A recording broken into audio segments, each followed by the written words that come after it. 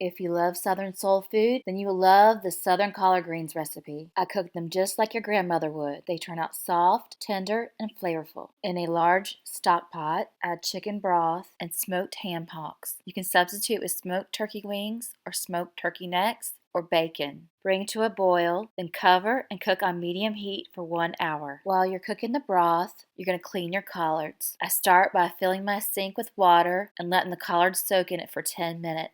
I swish them around to loosen any lingering dirt. Believe me, you want to do this. Do not take chances. You don't want to have dirt or bugs on your collard greens. Remove the stem that runs down the center of the collard green leaf. The stems are bitter and they are tough to chew. Then cut the leaves into strips.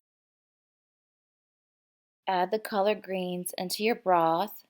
Then I add a little bit of hot sauce, but this is optional. You can add this in or not. Cook them covered for an hour at low heat, stirring occasionally. Do a taste test at the end to see if they're completely done after an hour. If they're not completely tender and flavorful, cook them another 15 minutes. An hour often does it. Sometimes it takes a little longer. The collards are fantastic the way they are, but for additional flavor, you can add in the meat from the ham hock. I remove the skin and the fat. I just add in back the ham. This is completely optional. At this point, you'll salt to taste, and then you'll serve with a bottle of apple cider vinegar, or hot sauce to the side. Hit the link in the description for the full recipe and additional tips at aforkstale.com.